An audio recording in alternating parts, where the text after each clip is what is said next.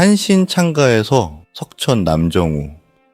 매일 아침 눈을 뜨면 창 너머 여수 바다가 먼저 인사한다.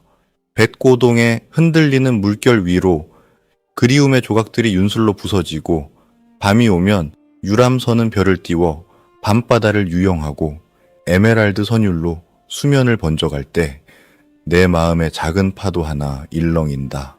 발 아래 장군도는 말없이 잠들고 돌산대교 불빛은 검은 바다 위에 길을 놓는다.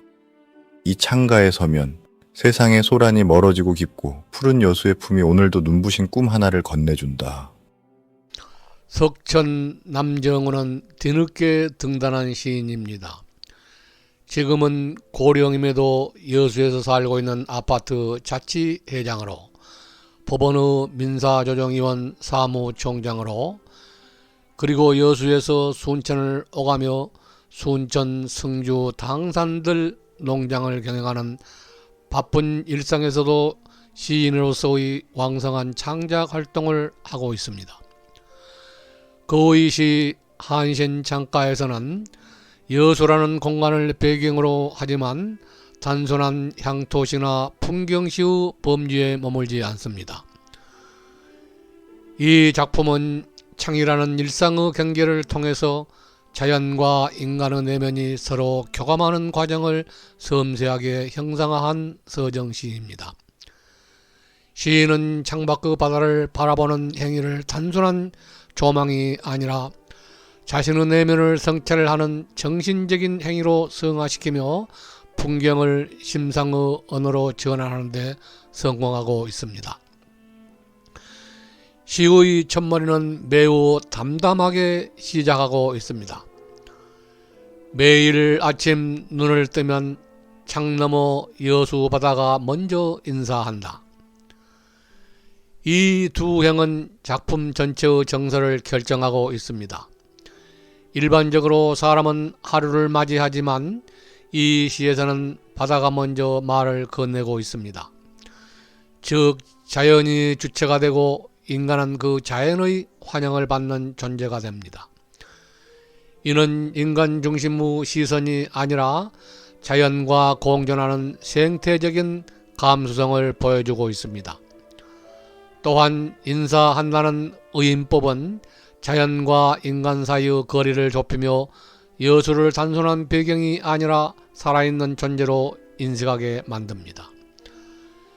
이어지는 부분에서 시인은 시각적인 아름다움과 정서적인 깊이를 동시에 확보합니다.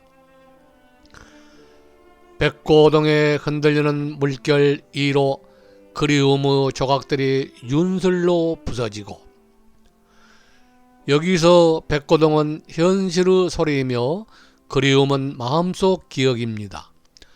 이렇게 시인은 소리와 감정을 하나의 이미지 안에서 결합을 시키고 있습니다. 특히 그리움의 조각들이 윤슬로 부서진다는 표현은 매우 인상적입니다. 윤슬은 원래 햇빛이 물결에 반사되어 반짝이는 현상을 말하지만 이 시에서는 기억의 빛으로 환원되는 상징으로 기능하고 있습니다. 즉, 아픈 기억조차 자연 속에서는 아름다운 빛으로 변모한다는 것입니다. 이는 자연이 인간의 정서를 치유하는 공간이라는 의미를 함축하고 있습니다. 중반부에 이르면 시간은 아침에서 밤으로 이동을 합니다. 밤이 오면 유람선은 별을 띄워 밤바다를 유영하고, 이 장면은 사실적인 묘사이면서도 환상성이 매우 짙게 풍깁니다. 실제 유람선의 조명이 별처럼 보이는 풍경을 시인은 별을 띄운다고 표현하고 있습니다. 현실의 불빛이 우주의 별과 연결되면서 공간은 일상의 바다가 아니라 꿈과 현실이 겹쳐지는 상상의 무대로 확장되고 있습니다. 이어지는 에메랄드 선율로 수면을 번져갈 때 라는 구절에서는 공감각적인 표현이 사용되고 있습니다. 색채인 에메랄드와 청각적인 이미지인 선율이 만나 하나의 감각으로 융합되고 있습니다. 음악은 더 이상 귀로만 듣는 것이 아니라 물빛으로 번져나가며 시각적인 울림을 만들어냅니다. 이러한 감각은 시의 서정성을 한층 고양시키며 독자로 하여금 풍경을 눈으로만 보는 것이 아니라 몸 전체로 느끼게 하고 있습니다. 이후 등장하는 내 마음의 작은 파도 하나 일렁인다. 이것은 작품의 중심축이라고 할 수 있습니다. 지금까지 외부 풍경을 묘사하던 시선이 비로소 내면으로 향하고 있습니다. 흥미로운 점은 큰 파도가 아니라 작은 파도라는 표현입니다. 시인은 거대한 감정의 폭발보다 미시한 감정의 진동을 선택하고 있습니다. 이것이 오히려 진전성 있는 울림을 만들어냅니다.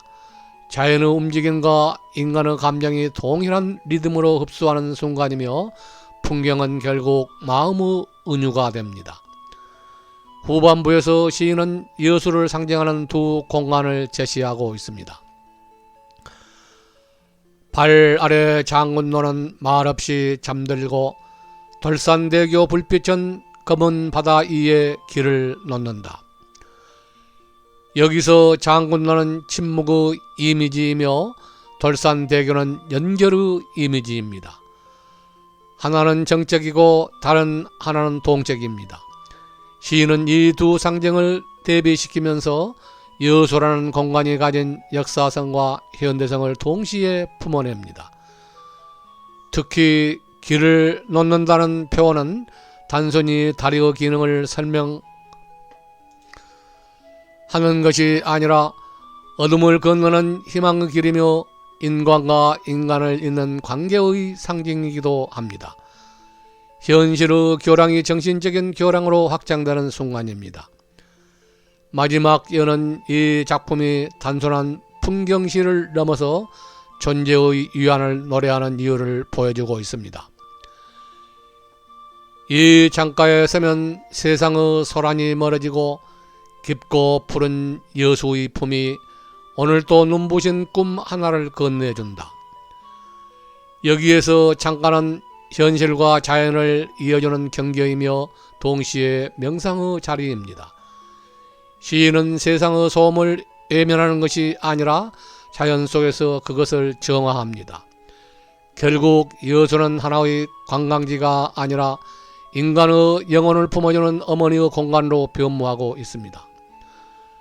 품이라는 단어가 주는 포근함은 독자에게 심리적인 안정감을 제공하며 마지막의 눈부신 꿈 하나는 삶을 다시 살아가게 하는 희망의 은유이기도 합니다. 이 작품의 가장 큰 미덕은 절제된 언어 속에서 깊은 울림을 만들어 낸다는 점입니다. 과장된 소사나 화려한 비유에 의존하지 않고 일상적인 풍경을 차분히 바라보는 시선만으로도 독자의 정서를 움직이고 있습니다. 특히 창이라는 제한된 공간에서 시작된 시선이 바다와 섬, 다리와 밤 하늘을 거쳐서 다시 자신의 마음으로 돌아오는 구조는 매우 안정적이며 완결성이 높습니다. 이는 외부 세계와 내면 세계가 하나의 순환 구조를 이루고 있음을 보여주고 있습니다.